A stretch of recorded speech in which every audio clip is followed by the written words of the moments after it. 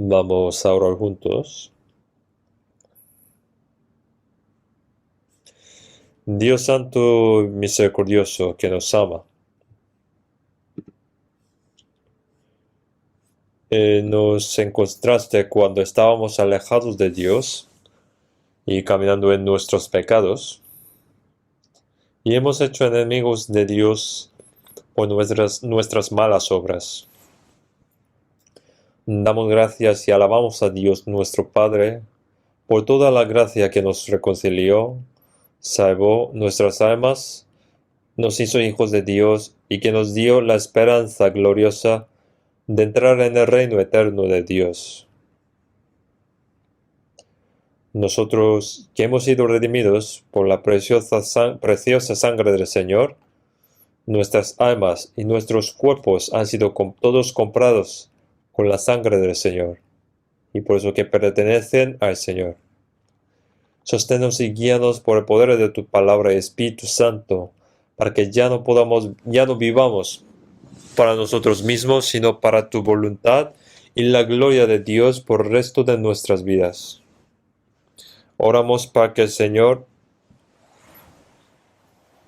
en nosotros que estamos reunidos aquí ante el Señor, ayuda para que podamos aprender la palabra en este tiempo, estableciendo a cada uno de nosotros perfectos como perfectos en Cristo. En nuestras iglesias en este país y muchas iglesias en todo el mundo, todos los hermanos y hermanas que guardan su fe y predican el Evangelio en estos momentos difíciles, sosténlos, Dios, por la gracia de Dios, del Señor, la palabra y el poder del Espíritu Santo, y que prediquen el Evangelio del Señor con más fuerza para llevar muchas almas al Señor y salvarlas.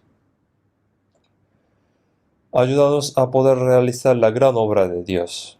Oramos también para que aquellos que están enfermos recuperen pronto su salud, para que tengan más oportunidades de vivir para tu voluntad y la gloria de Dios por el resto de sus vidas. Oramos para que el Señor se acuerde de todos los hermanos y hermanas que están sufriendo mucho por la pandemia de COVID, y que esta pandemia termine pronto para que podamos tener comunión libre y también difundir el Evangelio del Señor con más fuerza para la obra de Dios de salvación eterna. También en este momento, la palabra del Señor que nos quieres enseñar ahora, pedimos que Dios Santo ayuda y guíanos a través de la palabra sobre qué persona debemos ser ante Dios.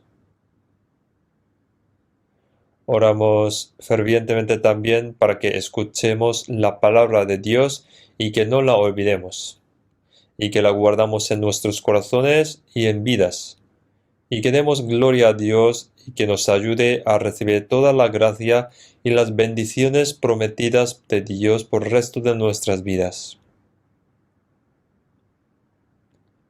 En este tiempo, esperamos que el Espíritu Santo guíe esta reunión y en nombre de nuestro Señor Jesucristo. Amén. Vamos a buscar la Biblia San Juan.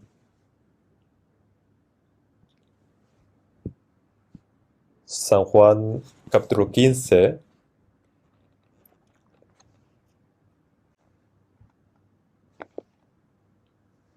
San Juan 15, desde versículo 3 y 4.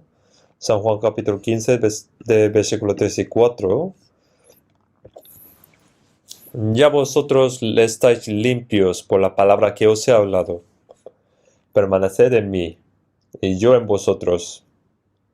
Como el pámpano no puede llevar fruto por sí mismo, si no permanece en la vid, así tampoco vosotros, si no permanecéis en mí.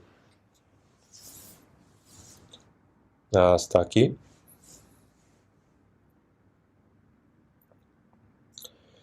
Muchas personas están en dificultades debido al virus COVID, variante Omicron, que es muy contagioso,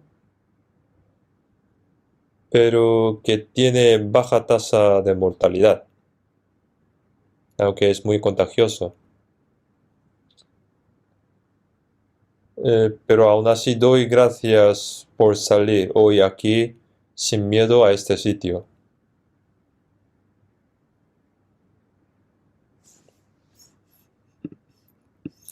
Me preocupaba que no viniera mucho por miedo, pero doy gracias por venir.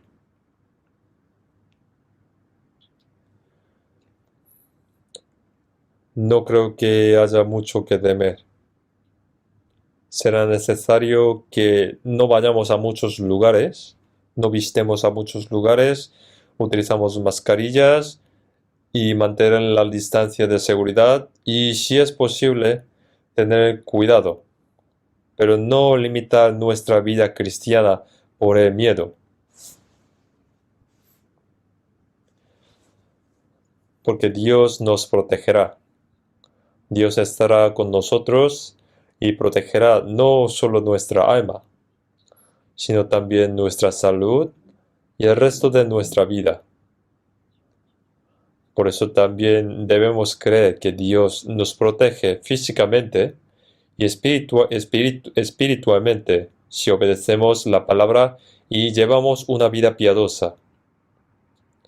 Incluso si hay algunas dificultades, creo que tendrán la oportunidad de confiar más en Dios. Entonces, la semana pasada estábamos hablando de vivir en el Señor a través del Evangelio de San Juan, capítulo 15. Pero pensé que debería explicar más hoy. Así que hemos leído ahora San Juan capítulo 15.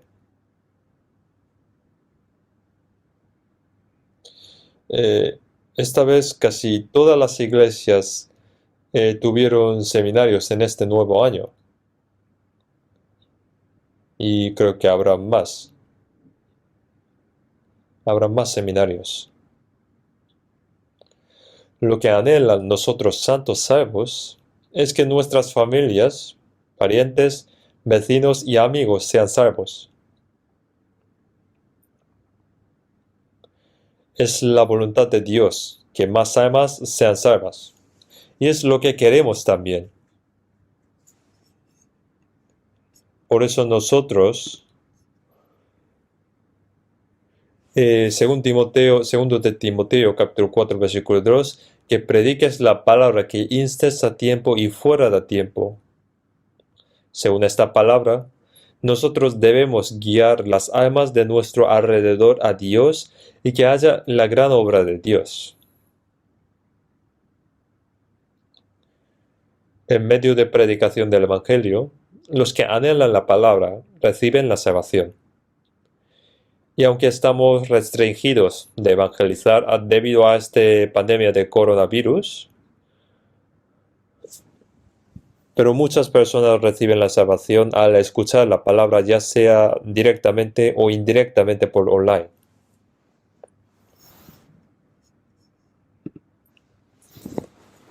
Hay obra de Dios. Ahora, la manera de vivir de los salvos en el resto de sus vidas es también muy importante. Es importante que nazca un niño. Cuando nace un niño en una familia, toda la familia se regocija y está feliz. En estos días no veo que nazcan muchos niños, sobre todo en el pueblo. Y es difícil incluso ver los niños pequeños, y habrá dos razones. Una es que muchos jóvenes van a las ciudades y la otra es que tratan de no tener hijos, porque criar hijos es muy difícil. Entonces, cuando nace un niño, todo el pueblo hace una fiesta y se regocija por ellos. También puede haber recompensas desde el gobierno. En nuestra iglesia, por supuesto, también estamos contentos de que nazca un niño, pero cuando vemos la obra de la salvación de otras almas, en San Lucas capítulo 15, versículo 7, dice: os digo que así habrá más gozos en el cielo por un pecador que se arrepiente que por 99 justos que no necesitan de arrepentimiento. Entonces, como la salvación de los pecadores es lo que se regocija más a Dios. Por eso seguimos este trabajo y cuando cada persona reciba la salvación, nos regocijamos con Dios. Es importante que nazca un niño, pero más importante es que crezca manteniendo su salud. Nacer es importante, pero si nunca crece o que se enferma, o entonces tendrá problemas, ¿no? Entonces, cuando eres salvo, Dios está feliz. Y a la vez, ahora Dios espera y quiere que crezca en su fe y que viva una vida cristiana digna de ser hijo de Dios. Hay ciertas cosas que una persona debe hacer durante su vida después de nacer. Pero primero es necesario el proceso de crecimiento.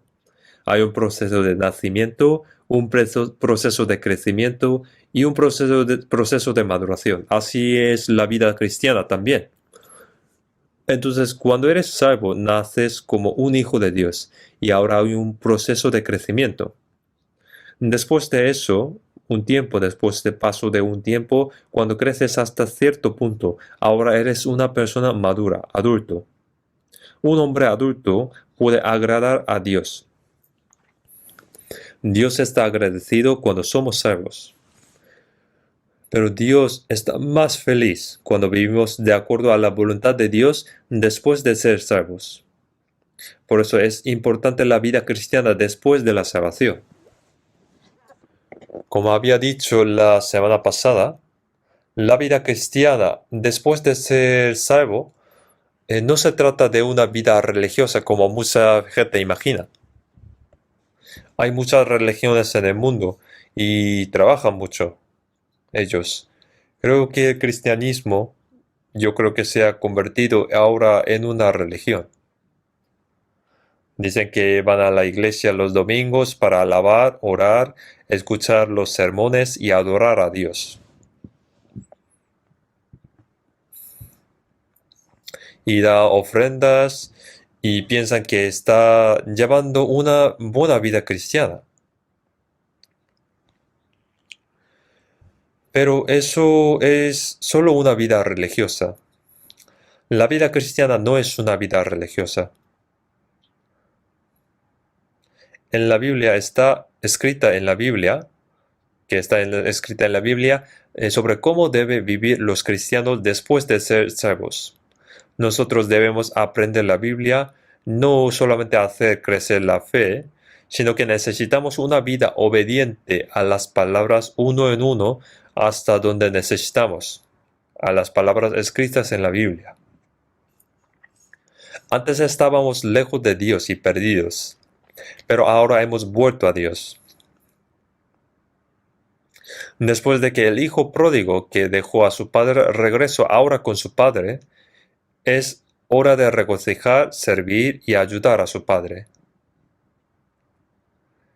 Por lo tanto, la vida cristiana no es una teoría, no es algo teórico, sino que es un hecho real en nuestra vida. Ahora, al hacer eso, tenemos que aprender la palabra por uno.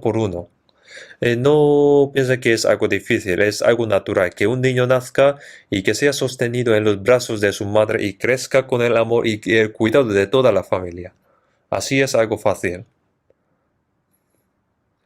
¿Es algo difícil que un niño crezca? Entonces ahora, a medida que crecemos, podemos hacer feliz a toda nuestra familia y podemos hacer lo que podamos para ayudar a nuestros padres. Entonces, cuando crece nuestra fe, podemos hacer la voluntad de Dios y darle gloria a Dios. Y que es algo que nunca antes creíamos posible. Puede convertirse en un cristiano verdaderamente maduro para que sea utilizado por Dios. Entonces, hoy también me gustaría hablar sobre vivir en el Señor. Ponía, ya vosotros estáis limpios por la palabra que os he hablado. Esto significa que nuestras almas han sido limpiadas después de escuchar el Evangelio de la gracia de Dios y el que hemos sido salvos. ponía, estáis limpio, permaneced en mí y yo en vosotros. Ahora a los que son salvos, dice, permaneced en mí y yo en vosotros. ¿Y qué significa permanecer en el Señor? Puede parecer algo difícil y es posible que no sepa lo que es. Sin embargo, cuando nace un niño, se puede decir, por ejemplo, se puede decir que ese niño es un clon del padre y la madre, de los padres. Digamos, de los padres que lo dieron a luz. Nació con su vida y ahora, y ahora está creciendo en el amor de sus padres. Crecen bajo el cuidado de toda la familia. Vivir en esa vida, amor y cuidado es vivir en esos padres. Es igual que eso. Los niños pequeños no deben dejar a sus padres.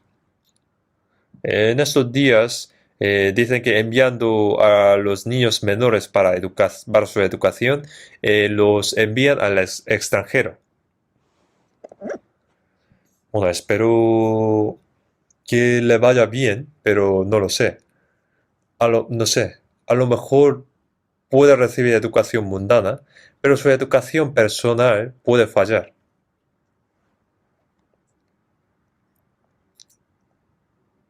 Debería estar con sus padres siempre que sea posible. Es porque crecer con miembros de la familia es lo más importante para crecer mentalmente y personalmente. ¿No le da miedo este mundo, no? ¿Qué aprendería este niño cuando salga al mundo? A lo mejor puede que aprenda algo intelectual, conocimiento en la escuela, pero no recibirá una educación personal adecuada. Como cristianos, después de ser salvos, quiero explicar cómo es vivir en el Señor lo más fácilmente posible. Esto puede sonar algo difícil de entender. Permanecer en mí. Y que el Señor permanece en mí. Pero es algo real.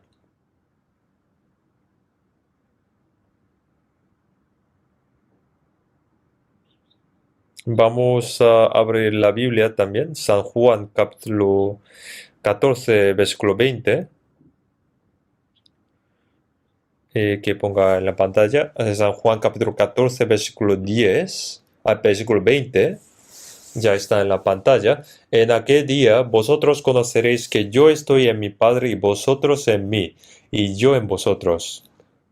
¿Cuándo es ese día? Es el día de salvación para nosotros cada uno, el día que sea salvo. Este buen día, mi humilde cuerpo, mi cuerpo nuevo, tengo un cuerpo nuevo. Es un día feliz, el día que el Señor lavó todos mis pecados. Una vez que reciba la salvación, nunca puedo olvidar ese día. A partir de ese día comienza una nueva vida. En ese día, vosotros conoceréis que yo estoy en mi Padre y vosotros en mí y yo en vosotros. Cuando yo fui salvo por primera vez, no sabía otra cosa, pero sabía que el Señor ha limpiado mis pecados para siempre.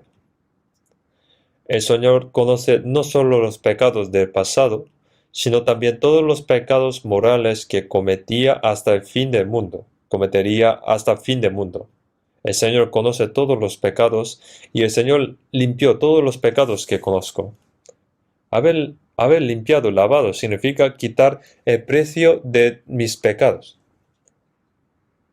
Significa, sin embargo, a medida que aprendiendo la palabra, pude saber que eso era salvación. Podía conocer que eso era salvación. A medida que aprendía, pensaba, antes, pensé que significa nacer de nuevo. Antes de ser salvo, no había escuchado que uno debe recibir la gracia en la iglesia y recibir el Espíritu Santo y que tengo que ser salvo. Entonces, cuando dije que era salvo, me dijeron, eres soberbio, ¿cómo sabes que has sido salvo? Tienes que morir para saber. Si dices que has nacido de nuevo, se sorprende aún más. Son las mismas palabras y dicen, ¿cómo sabe uno que ha nacido de nuevo? Hace mucho tiempo, en una plaza de Yoido, vino el pastor Billy Graham, un pastor bautista nacido de nuevo en los de Estados Unidos. Dijo, todos los cristianos bautistas, sean bautistas o diáconos, deben nacer de nuevo. Debemos nacer de nuevo, sean diáconos o ancianos. Reclamó así y todavía tengo los sermones en casetes de ese momento. Y yo me sorprendí de escuchar eso. Entonces, y la gente también pensaba, parece que necesitamos recibir la salvación. Nacer de nuevo.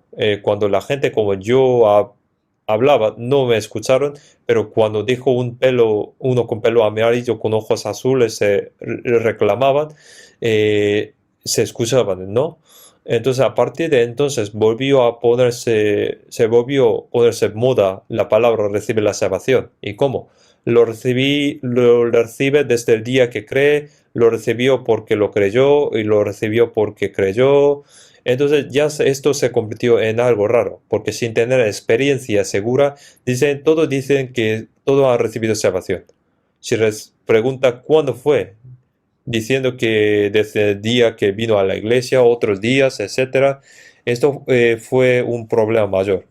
Pero en estos días, cuando uno viene a la iglesia, piensa que están creyendo bien y dice que están elegidos desde ya mucho tiempo antes, diciendo tienes que ser salvo, tienes que nacer de nuevo, pero no explica en detalle cómo nacer de nuevo. Entonces, ¿cómo podría ser salvo uno? El maestro no puede enseñarlo en detalle porque no ha nacido de nuevo. Cree que con muchas obras estaría bien. Por supuesto que no. Incluso los budistas que no creen en algo, que el budismo no tiene objeto para creer. No dijo que Buda hiciera sus estatuas para creer. Se podría decir que el budismo es una filosofía de la vida. Pero los que creen trabajan muy duro. Aunque no tienen algo que creer, que no hay objeto de la fe, se inclinan miles de veces y oran frente al ídolo hecho por el hombre y tapado con oro. Y tienen muchas pasiones y ganas. También ofrendando y así hacen un gran templo. Los musulmanes que creen en Alá, ¿existe Alá? No existe. Hicieron un Dios falso. Hicieron una Biblia falsa combinando la Biblia y uno con lo que hicieron. Y eso fue Corán. Pero aún así mueren por Alá. Ya saben. Como así el trabajo de los cristianos no nacidos de nuevo no es diferente que de las otras religiones.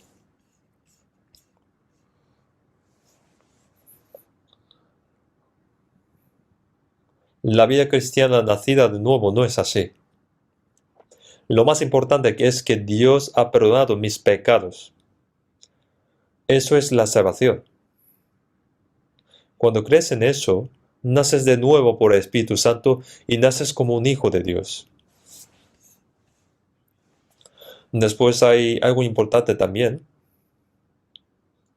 Yo, estudiando la Biblia, también estudié la Biblia durante 4 años en la escuela de teología, pero yo no sabía tal cosa e incluso allí no me enseñaron que debemos nacer de nuevo.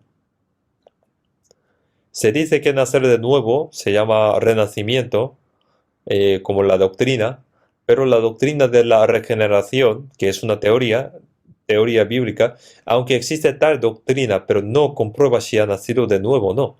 Tampoco dicen cómo nacer de nuevo. Yo después de recibir la salvación dejé de estudiar en la escuela de teología. Yo aunque estuve allí estudiando allí, pero no me gradué. Después de recibir la salvación no fue necesario estudiar allí más. Entonces comencé a aprender la Biblia de nuevo, desde el principio. Había leído mucho la Biblia antes y la leí más de 50 veces mientras 50 veces, más de 50 veces mientras estaba allí. Pero cuando lo leo después de nacer de nuevo y ser salvo, siento que estoy leyendo un libro completamente nuevo y un libro diferente. Esto no quiere decir que entiendo todo. Me doy cuenta de que esto voy comprendiendo cada vez algo más importante. Y después de comprender, tengo el Espíritu Santo en mí. Esto es un tema importante. Hay una alabanza. El Señor que expió mis pecados vino en mí. Yo fui hecho salvo, había nacido de nuevo, pero no sabía que había en mí Espíritu Santo. Pero luego me doy cuenta de que tengo Espíritu Santo. ¿Quién es el Espíritu Santo? ¿Quién es el Espíritu Santo? Es el Espíritu de Dios, de Cristo, Espíritu Santo, es lo mismo. Por eso en Gálatas capítulo 3, versículo 2, ¿recibiste el Espíritu por las obras de la ley o por el oír con fe? ¿Por guardar los mandamientos o por buenas obras? No es por eso. Cuando uno comprende la gracia de Dios y la cree, en ese momento viene el Espíritu Santo. Luego en 1 Corintios capítulo 12, versículo 12, 1 Corintios capítulo 12, versículo 12, vamos a ver 1 Corintios capítulo 12,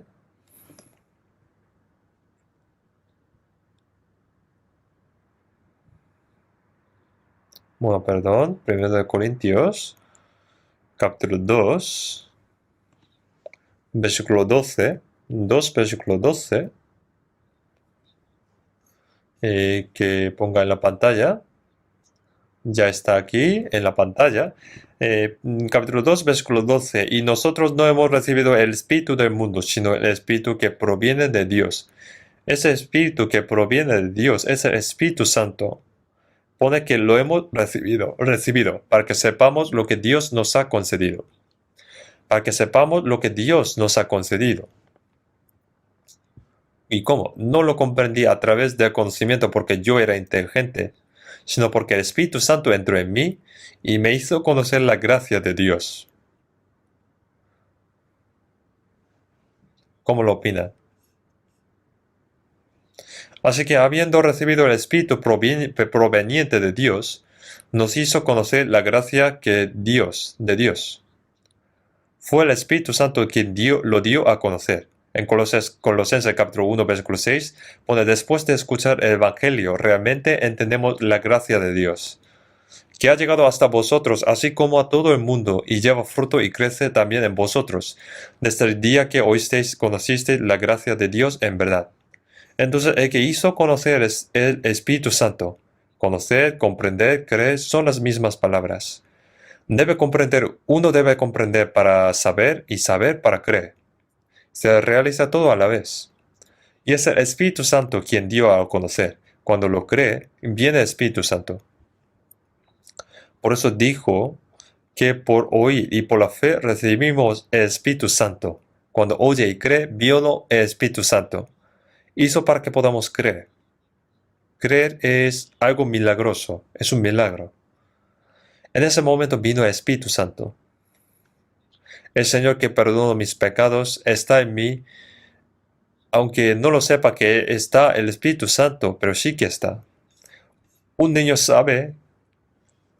no sabe si tiene hígado o corazón o riñones en su cuerpo, etc. No sabe qué órganos hay dentro de él.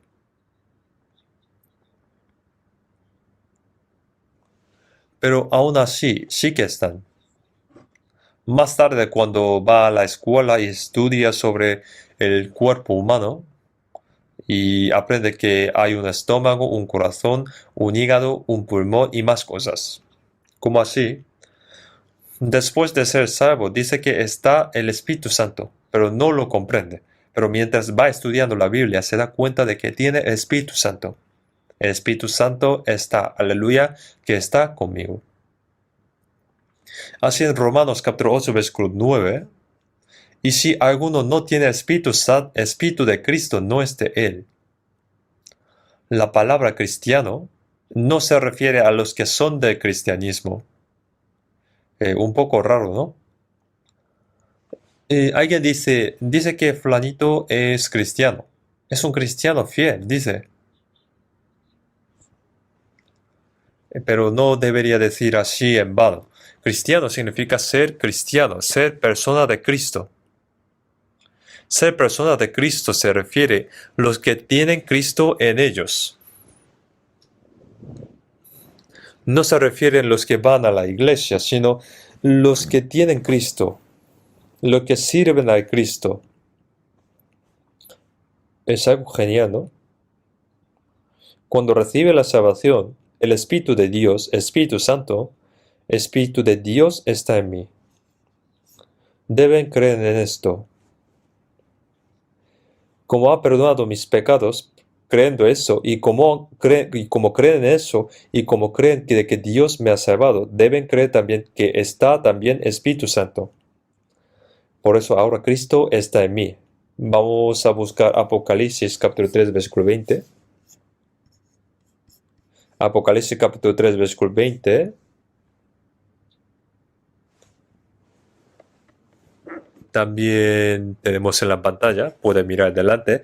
¿Por qué yo enseño así en la pantalla? Porque los que vienen de nuevo no son muy rápidos en buscar la palabra, no saben bien si está en Antiguo o Nuevo Testamento. Los que ya estaban en nuestra iglesia lo buscan ya rápidamente. No creo que haya otra iglesia que busque rápidamente la Biblia como nosotros. Y aunque no digo qué página es, aún así lo buscan rápidamente. Pero los que vienen de nuevo no pueden hacer así, no pueden buscar así. Además, por la distancia de seguridad, no puede ayudar para buscar la Biblia. Por eso hemos puesto los versículos en la pantalla. Porque es mejor leer que escuchar solo. Bienaventurado el que lee y los que oyen las palabras de esta profecía y guardan las cosas en ella escritas. Leer, escuchar y guardar en su vida. Eso sería el orden. Entonces, en Apocalipsis capítulo 3, versículo 20, he aquí, yo estoy a la puerta y llamo. El Señor está a la puerta y llama. Y está llamando. ¿Para qué? Para que abra la puerta. ¿Ustedes han visto una pintura que Jesús está llamando a la puerta? Es una pintura muy famosa. Pero la perilla de la puerta solamente está dentro. Por eso debe abrir desde dentro. Si alguno oye mi voz y abre la puerta, que es la puerta del corazón, cuando la abre, entraré a él y cenaré con él y él conmigo. Cenar o comer significa la comunión. Cuando se encuentra con un amigo que no veía mucho tiempo, dicen, vamos a tomar algo, o tomamos un café, un té. Comer y beber es la comunión. Ponen, yo estoy a la puerta y llamo. El Señor está a la puerta y está llamando. Entonces, ¿qué haría usted? Pone, si alguno oye mi voz. ¿Y cómo abre la puerta? Escucha la palabra y cuando la comprende, se abre la puerta de corazón. Pone, y abre la puerta y entraré a él.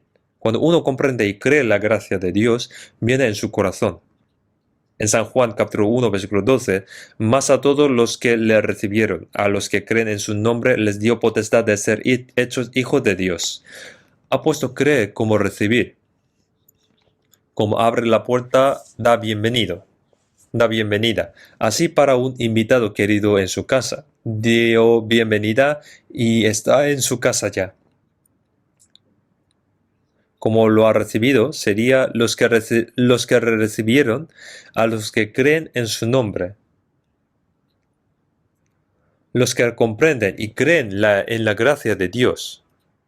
Entonces, ¿dónde está el Señor cuando lo recibe? Está en mí. No es que entra y sale y otra vez entra y sale así. Siempre permanece en mí. ¿Saben eso?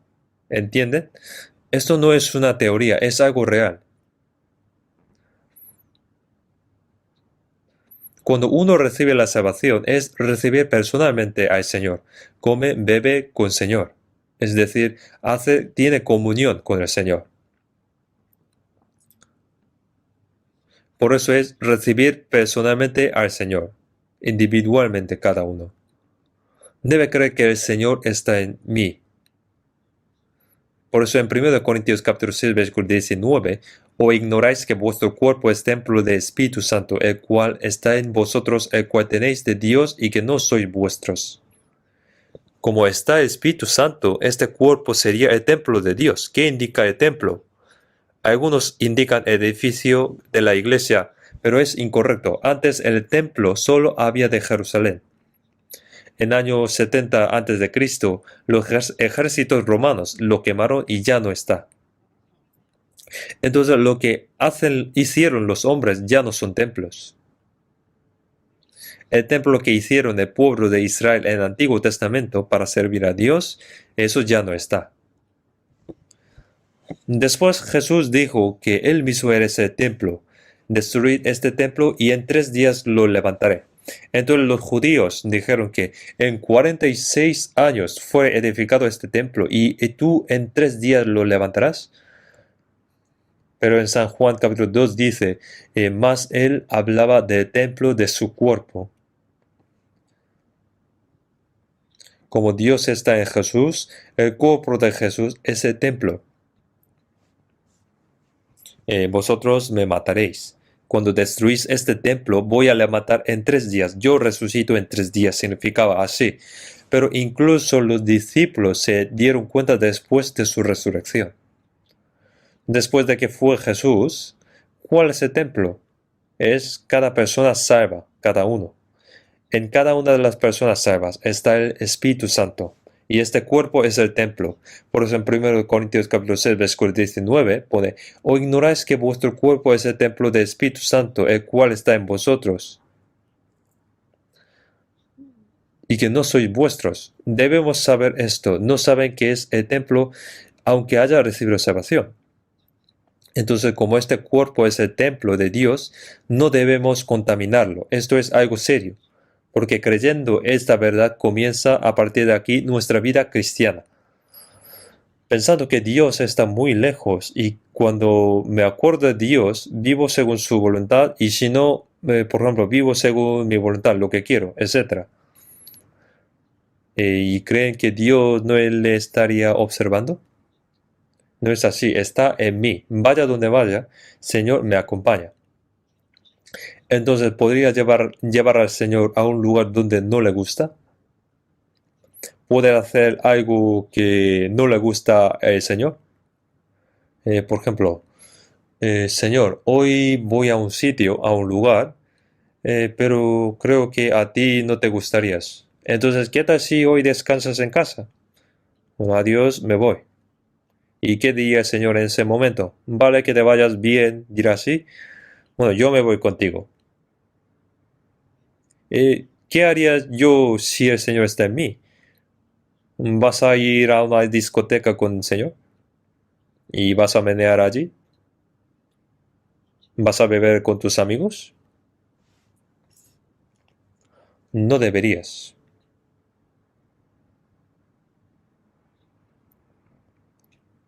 Hay que tener en cuenta. Señor está cada uno de nosotros. En aquel día vosotros conoceréis que yo estoy en mi Padre y vosotros en mí y yo en vosotros. Si pones hierro en un fuego, ese fuego que calienta el hierro, entonces el hierro se pone roja. El hierro entró en el fuego y el fuego entró en el hierro y se pone rojo. Entonces, ¿es hierro o fuego? Es hierro, pero a la vez es fuego. Porque si te acercas te quemas. Entonces es fuego. Es hierro, pero es fuego. El hierro y el fuego se hicieron uno. Entonces, según 1 Corintios capítulo 6, versículo 17, pero el que se une al Señor, un espíritu es con él. Pero el que se une al Señor, un espíritu es con él. Es como está unido el espíritu del Señor y el mío, no podría separarlos. El Señor y yo nos hicimos uno.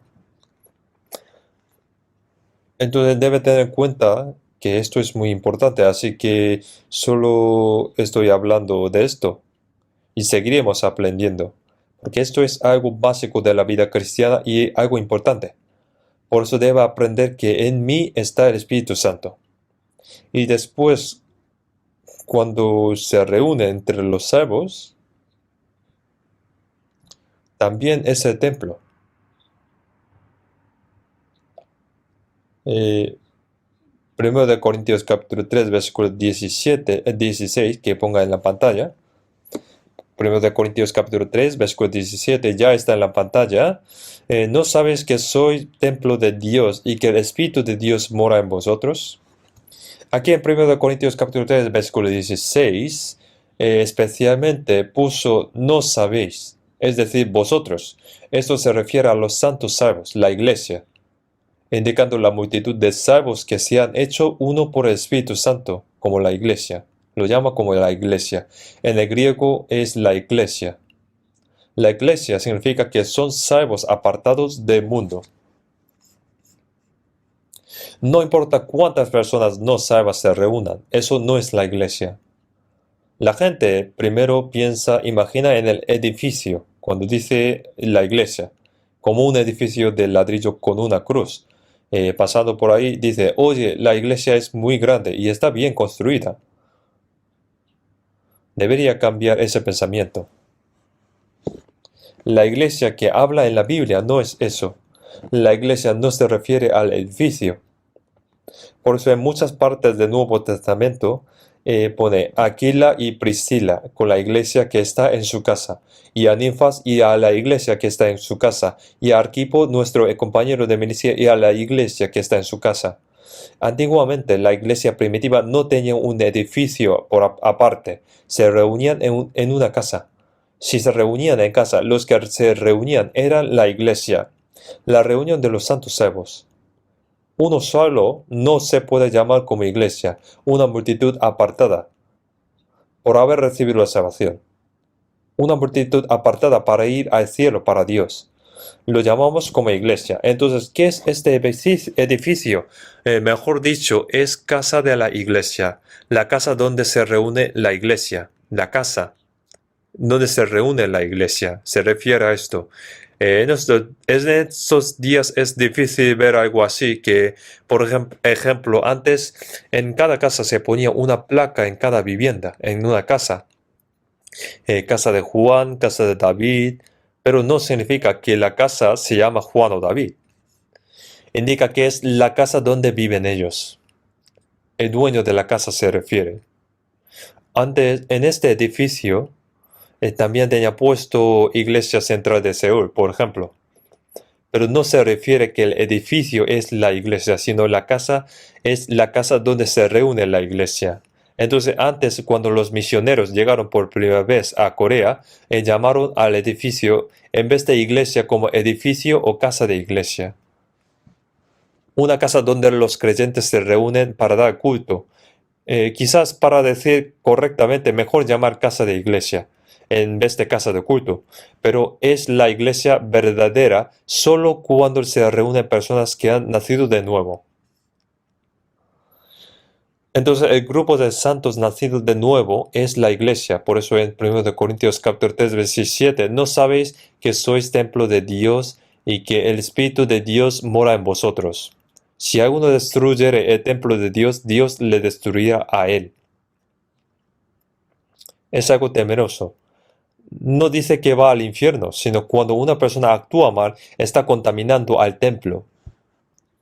En versículo 17 pone, porque templo de Dios, el cual sois vosotros, santo es. Dios es santo, entonces esto es algo serio.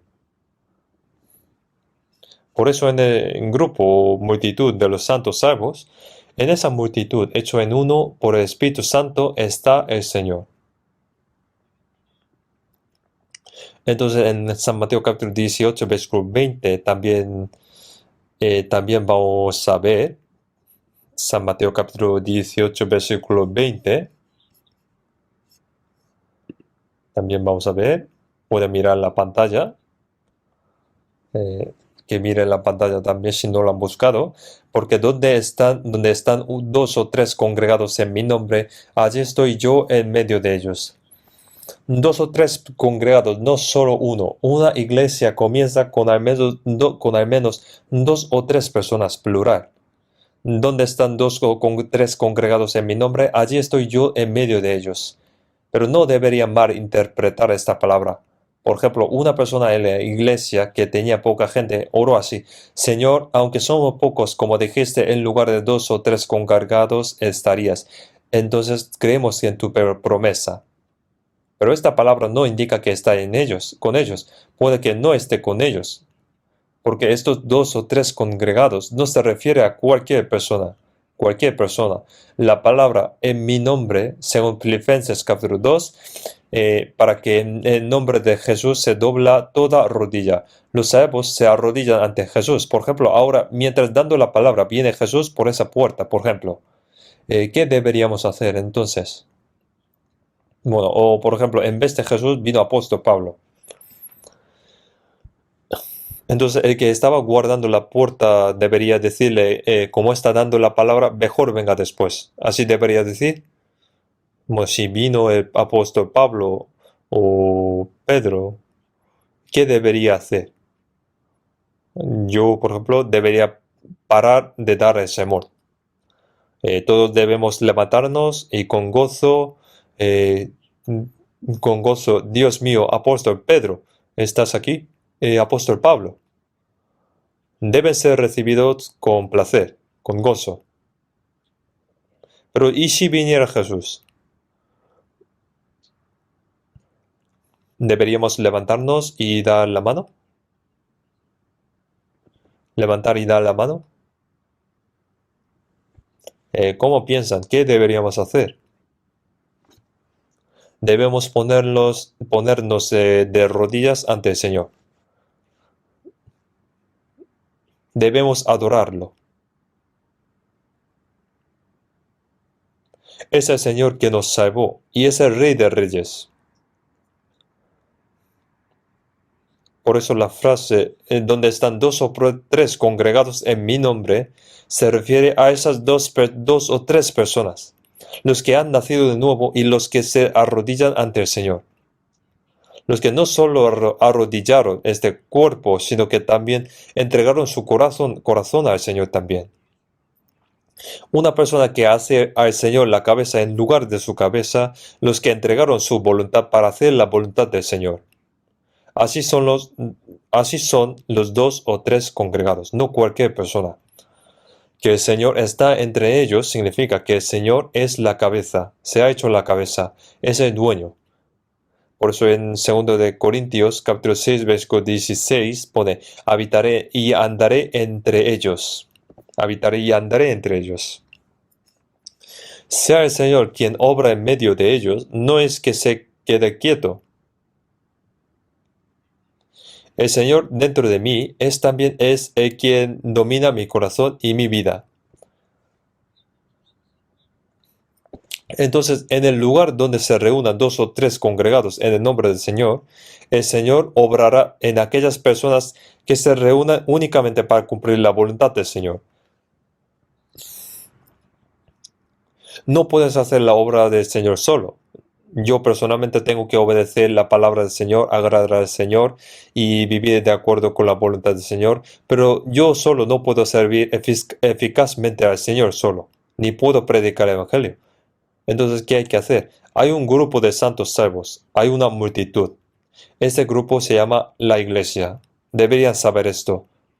Y el significado de que el Señor está en medio de ellos y anda entre ellos significa que Él es Él quien obra.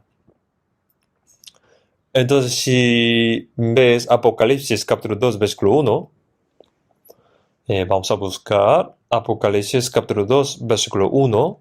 Bueno, también aparece en la pantalla. Si no lo han encontrado, miren la pantalla. Escribe el ángel de la iglesia de Éfeso, el que tiene las 7 estrellas en su diestra, el que anda en medio de los 7 candeleros de oro, dice esto. Tener las 7 estrellas son los ángeles de las 7 iglesias, establecidos por el Señor. Los 7 candeleros de oro representan las 7 iglesias y las 7 iglesias representan a todas las iglesias de Dios. Es el Señor quien anda entre los 7 candeleros de oro. ¿Dónde anda el Señor? En medio de multitud de los salvos unidos por el Espíritu Santo. En esa iglesia, el Señor anda en medio de ellos. Es como 2 de Corintios capítulo 6, versículo 16. Habitaré y andaré entre ellos. Es quien obra. En el Antiguo Testamento escogió al pueblo de Israel. A través de la historia del pueblo de Israel, Dios mostró el poder, mostró el significado de la palabra de Dios, cuál es el fin de quienes obedecen y desobedecen a la palabra de Dios. Dios mostró todo a través de la historia de Israel. Después hubo 33 años, época de Dios Hijo. En el Antiguo Testamento, la época de Dios Padre es la época de Dios Padre. Mostró a sí mismo a través del pueblo de Israel los 33 años. El Hijo Dios Jesús. A través del cuerpo de Jesús, Dios obró. A través del pueblo de Israel fue revelada por Dios a través de la época de Dios Padre, la nación de Israel. Los 33 años son obra de Dios a través de Hijo Jesús. El cuerpo de Jesús. ¿Qué es? ¿Qué es el cuerpo de Jesús? Ese verbo. En Juan capítulo 1, versículo 2, capítulo 1, en el principio era el verbo. El verbo era con Dios y el verbo era Dios. Digamos, luego encarnado. Logos encarnado. El verbo fue hecho carne. Ese es Jesús. ¿Quién está en Jesús? Dios está allí. Las palabras de Jesús son palabras de Dios. Resucitó muertos, leprosos limpiados, ciego abrió los ojos, Satanás expulsado, hizo panes para 5,000 personas. Dios está en Jesús. ¿Qué tiene de extraño? Es algo obvio. Caminó sobre el agua, fue revelado a través de Jesús Dios, murió en la cruz para mostrar el amor de Dios por el hombre. No solo en palabras, sino que murió, incluso hasta la muerte mostró su amor. En esto se mostró el amor de Dios para con nosotros, en que Dios envió su Hijo unigénito al mundo para que vivamos por. También Romanos capítulo 5, versículo 8, más Dios muestra su amor para con nosotros en que siendo aún pecadores, Cristo murió por nosotros. Jesús murió por nosotros, nuestros pecados, para mostrar cuánto nos ama Dios. No nos amó solo con palabras, sino que realmente entregó a su Hijo unigénito. Y el hecho de que Jesús resucitó entre los muertos al tercer día indica que Jesús es el Cristo, el Hijo de Dios, y que Él es el Hijo unigénito que nos salvó. Él testificó que murió por nuestros pecados y que Él fue quien perdonó nuestros pecados. Y luego ascendió. Los 33 años es el tiempo de que Dios se mostró a través de Dios Hijo. Después de que Jesús fue, vino el Espíritu Santo y la iglesia comenzó con los santos salvos. Entonces, según Hechos capítulo 2, versículo 1, 120 personas que recibieron el Espíritu Santo predicaron la palabra y 3,000 fueron salvas en el día Pentecostés y luego 5,000. Y luego hubo más personas que continuaron recibiendo salvación. Los salvos ahora son la iglesia. Entonces, después de que Jesús fue, empieza época de la iglesia, época de Dios que vino como el Espíritu Santo en la iglesia. ¿Y qué obra como Espíritu Santo? O época del Espíritu Santo. Había época del Antiguo Testamento, de Dios Padre, de Dios Hijo, y después que fue Jesús, vino Espíritu Santo y obra en la iglesia. Por eso el nombre del libro Hechos de Apóstol, en otras palabras, llama también como Hechos de Espíritu Santo o también Hechos de Iglesia. Por eso Dios obra ahora a través de la iglesia. Entonces, para estar en el Señor, no solo debemos creer que el Señor está en nosotros, sino también saber que el Señor está en el grupo de los santos salvos. El Espíritu Santo está obrando en él. Así que ahora el Espíritu Santo está en el grupo de santos salvos y suministra continuamente la abundante gracia y vida de Dios. Así como un niño es sostenido en los brazos de su madre, amado por sus padres y criado bajo el cuidado de familia, el Señor así también está en el grupo de los santos salvos. En Él sois recibidos abundante gracia y vida y el poder del Espíritu Santo. Así debemos permanecer en Él. Por eso en San Juan capítulo 15 pone: ya vosotros estáis limpios por la palabra que os he hablado.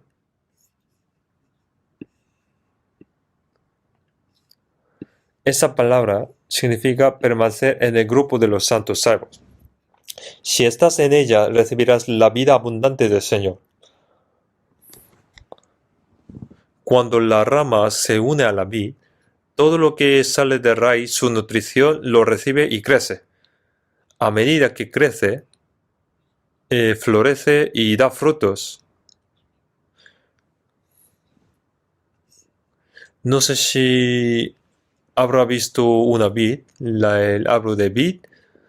El árbol es así el árbol, y sus ramas están muy enredadas entre sí, no como otros árboles, sino que se enredan las ramas entre sí.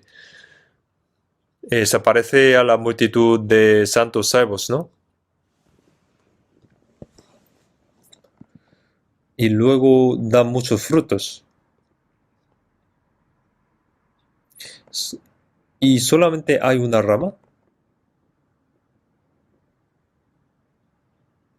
¿Solamente hay uno? No, el Señor es la vid y los salvos son los pámpanos. Unidos a la vid, y los pámpanos dan fruto. Se suministra porque permanece en él. Por eso en San Juan capítulo 1, porque de su plenitud tomamos todos y gracia sobre gracia. Y en capítulo 10, para que tengan vida y para que la tengan en abundancia. Si el pámpano no permanece a la vid, se seca y será echado. Será echado. Se seca la rama. Si permanece en el Señor, recibe nutrientes y su fe va creciendo.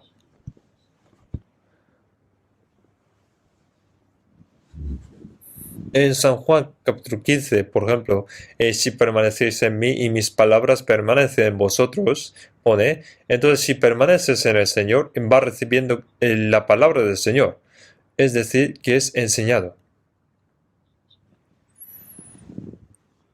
En 1 de Juan capítulo 2, versículo 27, capítulo 2, versículo 27, pero la unción que vosotros recibisteis de él permanece en vosotros y no tenéis necesidad de que nadie os enseñe, así como la unción misma os enseña todas las cosas, y es verdadera y no es mentira, según ella os ha enseñado, permaneced en él. Y ahora, hijitos, permanecen en él, para que cuando se manifieste tengamos confianza, para que en su venida, no nos alejemos de él avergonzados. Significa permanecer en él, significa que dentro de él crece su fe, siguiendo el Espíritu Santo, viviendo según la voluntad del Señor, dando fruto para Dios. Así entonces es cuando vuelve el Señor, será recibido la gloria y la honra.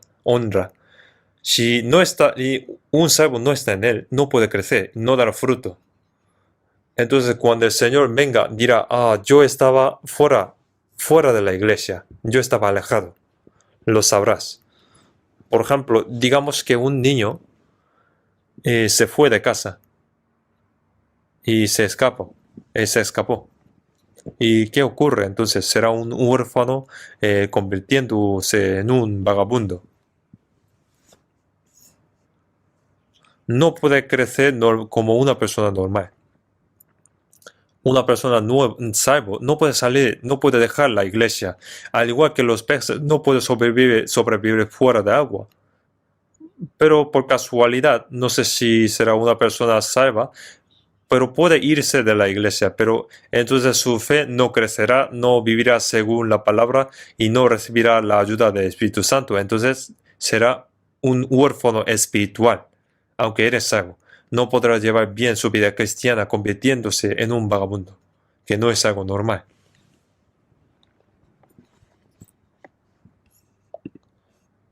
Después de ser salvo, debe estar apegado en la iglesia donde yo fui salvo. Como el Espíritu Santo obra, se levantan los nuevos salvos, y el Espíritu Santo continuará dando gracia y vida de Dios para los salvos, y continuará enseñando a las personas, los salvos, en las palabras que necesitan entender. Enseñan todas las palabras necesarias. Si permanece en él y aprendiendo la palabra, tu corazón cambiará y tu vida cambiará también a medida que crezcas, y te sorprenderás a ti mismo después de un tiempo. ¿Cómo yo cambié así? Mantiene alejado de los amigos del mundo y no vive con los otros amigos mundanos. Y como hijo de Dios está con los otros hermanos para servir al Señor.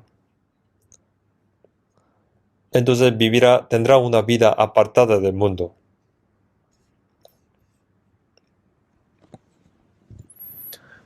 Pero una vez que dejes la iglesia, no puedes hacer nada. No se puede cambiar nada.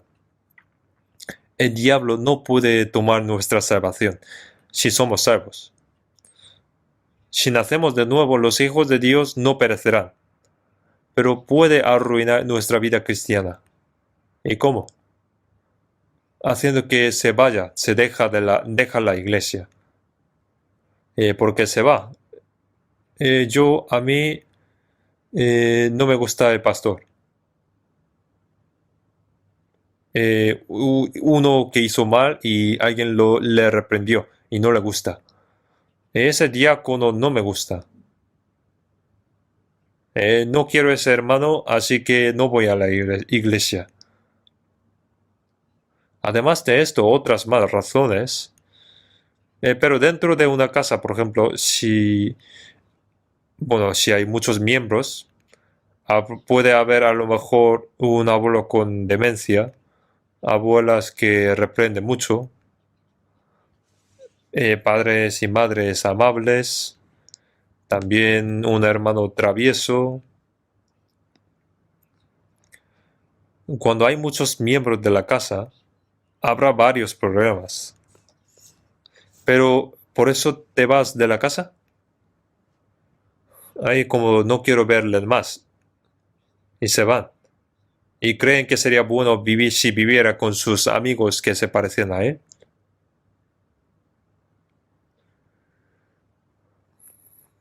Aunque haya problemas, es la familia, amando entre sí, cuidando entre sí.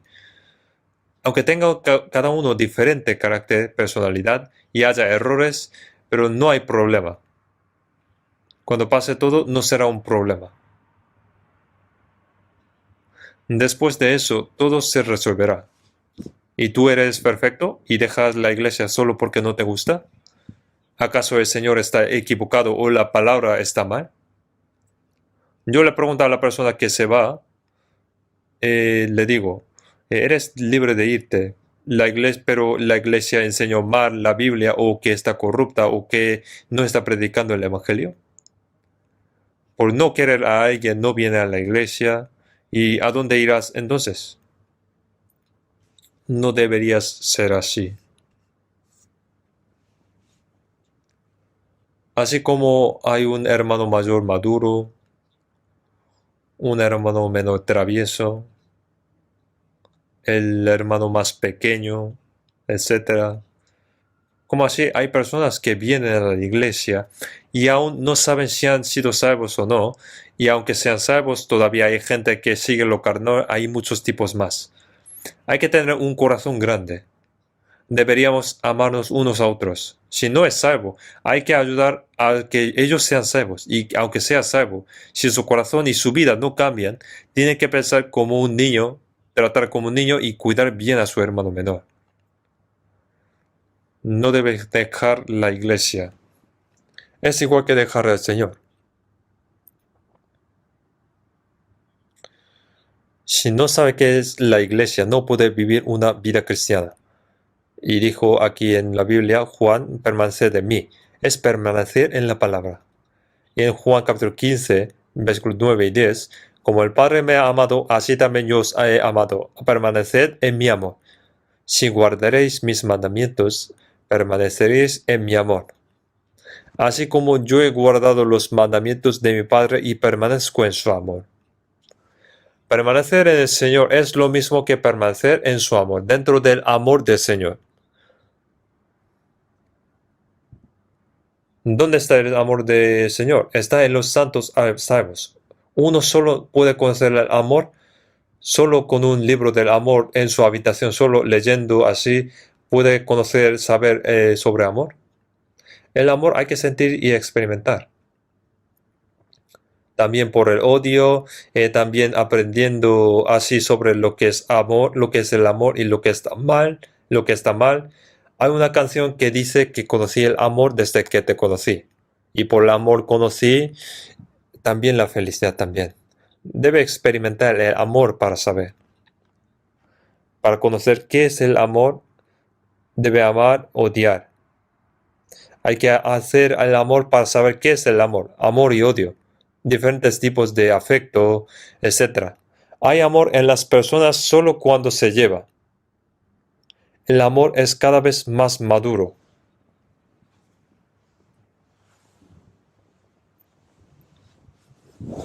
En estos días los jóvenes en la calle besándose, ya sea que lo vean o no.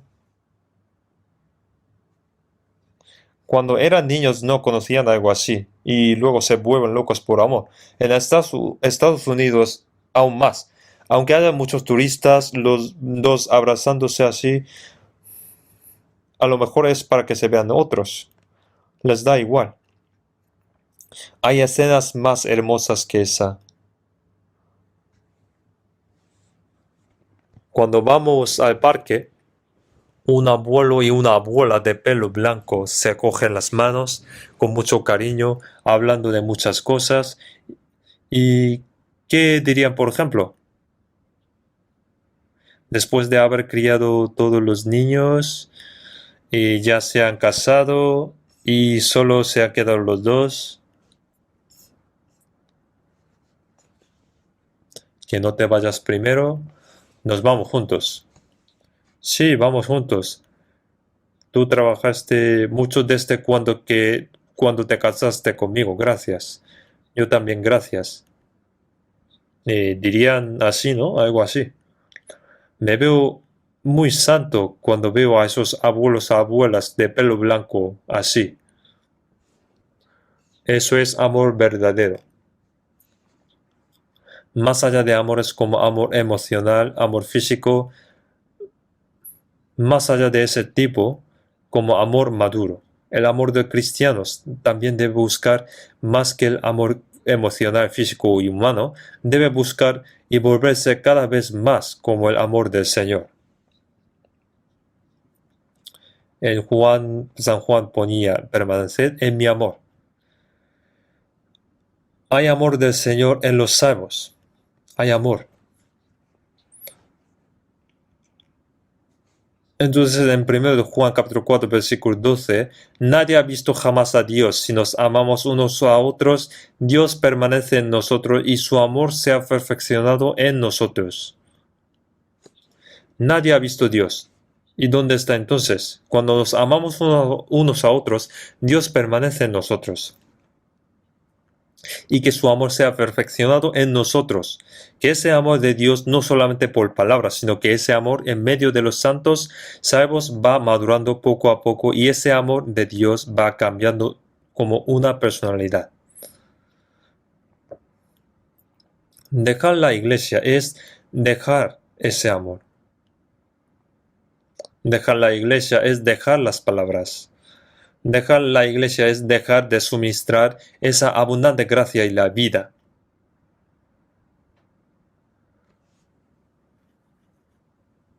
Por eso la palabra permanecer en el Señor es igual que permanecer en la iglesia.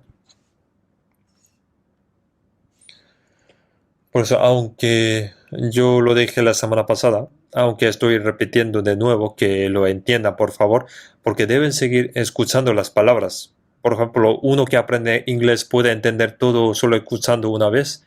Escucha muchas veces y lo que ha escuchado sería suyo, como así la Biblia también. escucha muchas veces y lo que ha escuchado sería suyo. Yo cuando leo un buen libro veo 2, 3 veces y luego voy subrayando, por ejemplo. Leo muchas veces, dos o más 3 veces y subrayo, y voy subrayando. Porque después de leer una vez, sola vez, se lo olvida. La segunda vez, creo que me suena. Y después leo subrayando. Y leo de nuevo. Porque me gusta mucho. Por eso las palabras importantes también deben escucharse una y otra vez. No debe empezar, ya están repitiendo otra vez lo que dijo la semana pasada. La comida que comemos es repetitiva también, durante todo el año, pero ¿les aburre eso? ¿Les aburre? ¿Siempre hay que comer algo nuevo? Los que quieren solo escuchar siempre algo nuevo son como los conejos, con orejas así, grandes, con patas cortas. No deben ser así. Deben escuchar una y otra vez. Hay un himno, la palabra que escuché toda mi vida sobre el amor de Cristo, que me diga de nuevo. Por eso apóstol Pablo en Filipenses, a mí no me es molesto el escribiros las mismas cosas, para vosotros es seguro. Si repite las mismas palabras, para el que diga será fácil y el que escucha será seguro. ¿Cómo son los que quieren escuchar siempre algo nuevo? Son los que no, solo son los que tienen orejas grandes así. ¿Y qué quieren escuchar? ¿Por qué quieren escuchar mucho? Y con todos los que ha escuchado pueden aplicar a la vez. Debe aplicar y practicar uno por uno en uno.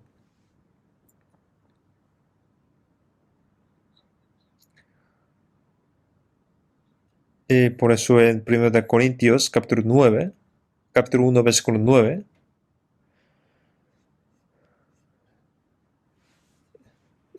los que no han buscado, vean aquí, fiel es Dios, pero por el cual fuisteis llamados a la comunión con su Hijo Jesucristo nuestro Señor. Fuisteis llamados, indica que ha llamado de este mundo.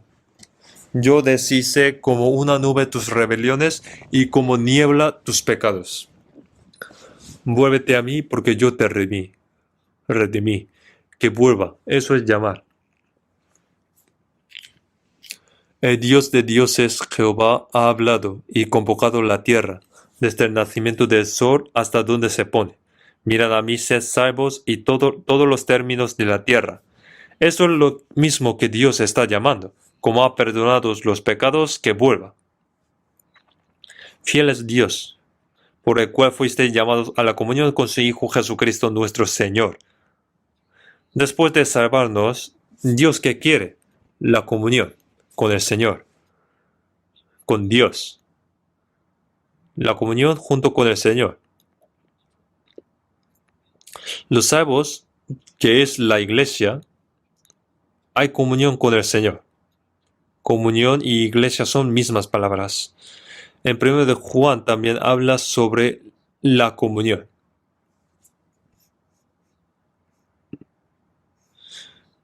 En 1 de Juan, vamos a buscar 1 de Juan, capítulo 1, versículo 3. Vamos a mirar la pantalla. Lo que hemos visto y oído, eso os anunciamos, para que también vosotros tengáis comunión con nosotros. Entonces, en 1 de Juan está escrito para enseñar a los salvos qué es la comunión. En 1 de Juan, capítulo 1, versículo 3, y nuestra comunión, fellowship en inglés. Y nuestra comunión verdaderamente es con el Padre y con su Hijo Jesucristo. No es entre los hombres, sino con el Padre y su Hijo Jesucristo. Refiriendo a esa comunión, lo llama como iglesia.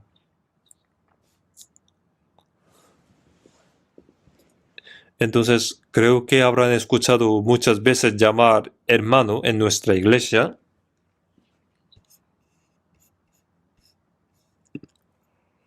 Algunos dicen así, allí en norte dicen que llaman a los otros amigos y aquí dice hermano. El amigo Kim Jong-un también llama como amigo, él también. Aunque esta palabra amigo también es buena palabra, Significa que tienen misma ideología y propósito para trabajar juntos.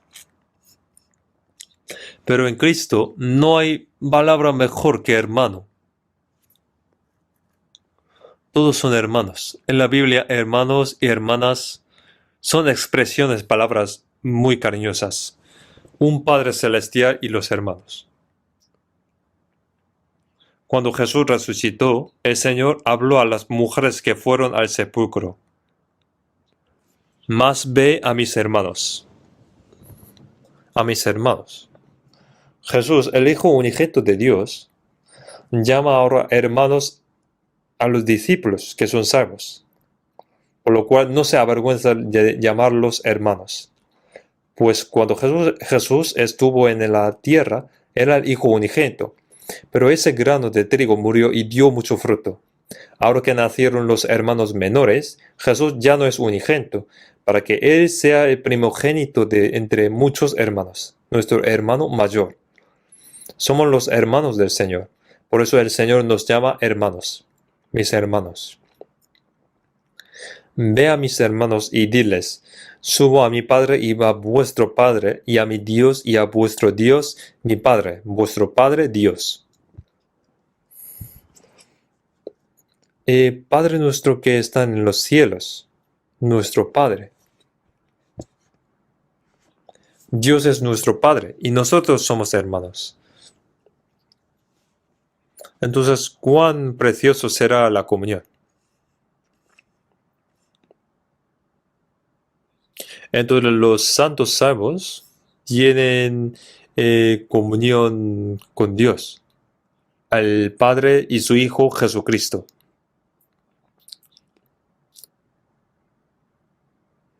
Estamos en la misma comunión. Tienes que quedarte en esa comunión. Qué hermoso es. El Señor está entre ellos.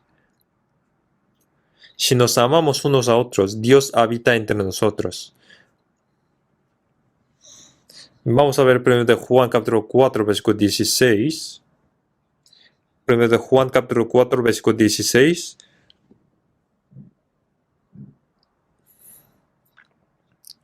También pueden mirar la pantalla.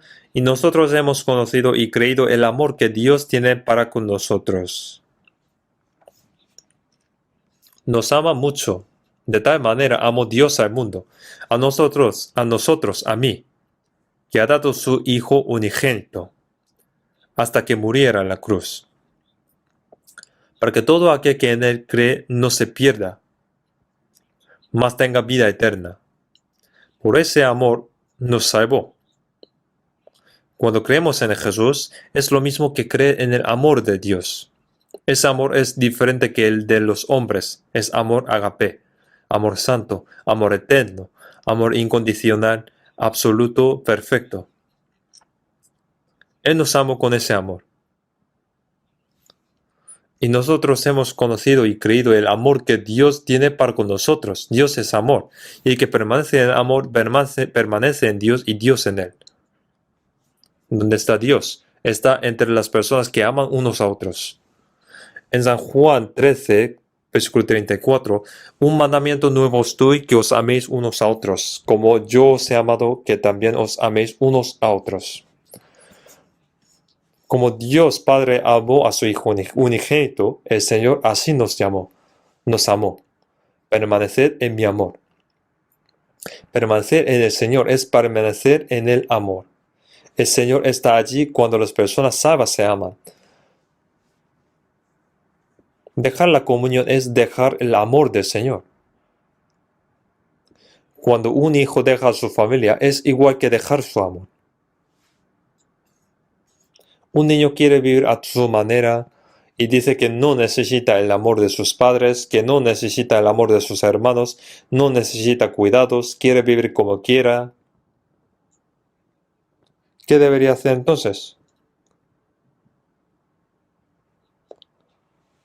Luego los niños que salieron de la casa se reúnen entre sí. Por ejemplo, un niño de una familia rica salió de su casa y se había desaparecido. Y luego descubrieron que estaba trabajando en una gasolinera con una cara sucia por los gasolinas. Su casa, su padre es rico, pero no quiere volver. Entonces se reúne con otros niños como él que salieron de su casa. Hay muchos niños así. Ustedes no deben dejar la iglesia. Yo seguiré insistiendo sobre esto. Si permanecen en la iglesia, crecerán su fe, su corazón, cambiarán su vida y todo esto de manera automática. La vida cristiana no es algo difícil. No podemos decir que lleve fruto. Así desde el principio. Primero debe crecer para que dé fruto. Entonces, ¿qué debemos hacer? Hay que regar, dar fertilizantes y así puede crecer. En ella el Señor suministra, da santa gracia y también el amor. Palabra, gracia. Abundante gracia. Entonces va a crecer de manera automática. Y luego dará fruto también. La vida cristiana es lo que se procede naturalmente. Así que esta vez la gente recién salva, no solo nacionales, iglesias nacionales, sino también en todo el mundo. Hay 870 iglesias en 78 países y no puedo contarlas todos. Este sermón va por todo el país y por todo el mundo. Para personas recién salvas, deben comenzar con el paso a paso y empezando por algo fácil. Pero si mantienes las cosas básicas que son demasiado importantes, su fe cambiará gradualmente.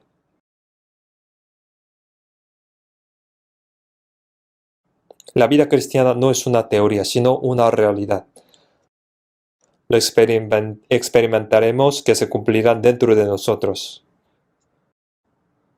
Voy a hablar de esto de nuevo la próxima vez también y les diré solo esto hasta hoy. Vamos a orar. Dios nuestro Padre de misericordia, misericordioso, te damos gracias por redimirnos con tu preciosa sangre y guiarnos a vivir el resto de nuestras vidas de acuerdo a tu amor y abundante gracia y la guía del Espíritu Santo en la iglesia que es tu cuerpo. Sosténnos más con la palabra del Señor y la mano de tu poder misericordioso, para que nuestros pasos no sean en vano, y dentro del gobernado y guía del Señor, en la iglesia cuerpo del Señor, y también que nos guíes para que en medio de la voluntad de Dios podamos vivir por la gloria de Dios. Oramos para que nadie de aquí caiga de la gracia de Dios y sosténnos para que no nos desviemos de esta santa multitud. Oramos en el nombre de nuestro Señor Jesús. Amén.